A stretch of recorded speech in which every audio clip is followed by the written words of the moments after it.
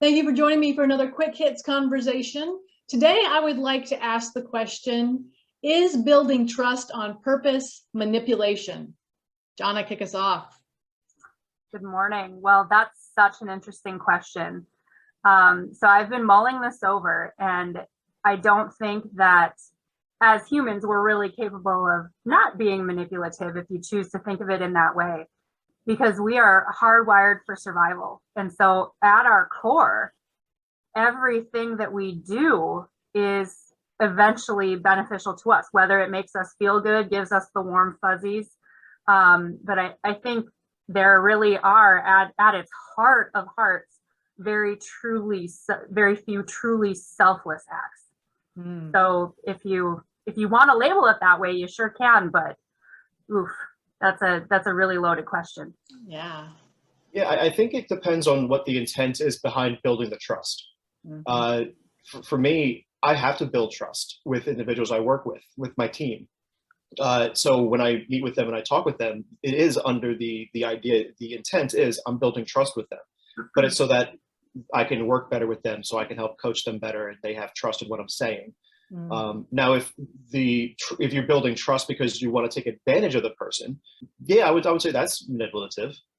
So it's interesting because, Jona, I've always said I don't believe in altruism. There's no such thing as altruism, which I think is a whole separate Quick Hits, but that's to your point. And Brennan, I had the same idea that it depends upon your intent. So if your intent is positive, then no, it's not manipulative, but your intent is negative, then yes, it's part of the manipulation. So where does that leave someone who's trying to sell something? If you're trying to sell something someone needs, it's not. But if you're trying to sell someone something doesn't need, then it is. Well, I think that would depend on how you would define how they need it. You might be selling it to them because you don't think that they need it, and I guess you could argue that that is manipulative. Yeah, I gotta think of how to justify this now. Go ahead, John. I saw you thinking. Let him think. Yeah. I saw you go. Right. Well, and speaking in terms of sales, the end result of building that trust is success for the salesperson. And in communications, in my role in consulting and supporting businesses, their success is my success, and I want them to trust me so that that we can both be successful. And so, yeah, the end result is also success for me. And my personality is such that I have a strong emotional driver to the work that I do, and all my personality tests say that to me, the work that I do has to be worth doing in order for me to do it and to find passion in it. And I've worked in a job that I found tremendous passion in, and I have worked in a job where I found zero passion. And that job where I found zero passion did feel manipulative. It did feel like I was just trying to get people to do what I wanted to do, what I wanted them to do, to make the powers that be essentially leave me alone. I did what you asked, now go away. Right. Yes, I feel like it's such a challenging question for me because I don't think that way in terms of sales. If I coach my teams, the first thing that we uncover is need, and if there is no need, we don't pursue that sale. So to think of it from a standpoint of, would you sell to somebody who doesn't have a need? I immediately think back to the used car salesman view that a lot of people have about sales professionals, and I have strived with everyone I work with to push away from that, because I do find when you tell somebody, hey, I'm in sales, they immediately think, oh, you're gonna like lie to me, you're gonna try to be sneaky. And it's like, well, no, there's so many other aspects of sales, like the listening to needs, the uncovering needs. I mean, it's all centered around needs, and that's what you sell to. So I have a hard time wrapping my head around the selling to somebody that doesn't need what you're selling. It can be done, obviously, but well, and you can certainly manipulate someone's emotions to buy something, because that part of their brain doesn't have access to language and have access to logic. So if you can manipulate someone to feel something really aggressively and then pitch them, and I could name some big name people who do that. Oh yeah. You could definitely sell people things that then they have regret later. And I mean, but going back to the trust thing, if my clients don't trust me, I don't have a business. It's that simple. But I also am very careful not to betray that trust, which goes back to the intent thing that we were talking about. Yeah. I was going to ask, how do you know if you're being manipulative or building trust in a positive way? And so much self-awareness there. Mhm. I think time always tells. In the moment, I feel like in the moment, you know, if you're building trust and it's for ill intent, you know as you're doing it. Mm. It could then, you could be start building trust in the beginning with the best intention in the world, and then it changes to your intent with that person then changes. Mm.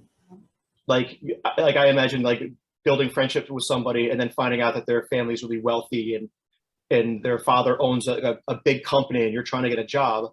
All of a sudden, that trust that you've built with that individual could now turn into, I'm going to use you to get to your father to get a job.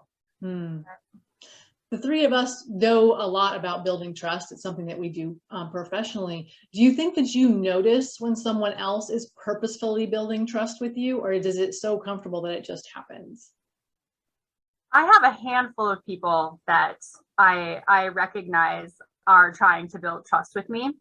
And I am not to a point yet where I'm willing to reciprocate that trust based on what I know of them, their reputations, previous actions I've seen them take. And so and that's where I think a lot of self-awareness comes in for me, because when I catch myself feeling those negative feelings, I really step back and examine, like, okay, have I done this? And recently, professionally, just had a situation where I proposed a contract with a local organization and they turned down the contract, and then I went on vacation and proceeded to be busy for 4 weeks. So I just was able to go meet face to face with my contact yesterday and say, hey, I feel like this played out in a very weird way. I apologize. This was not my intent. And she was like, oh, no, don't think twice about it. We're both busy.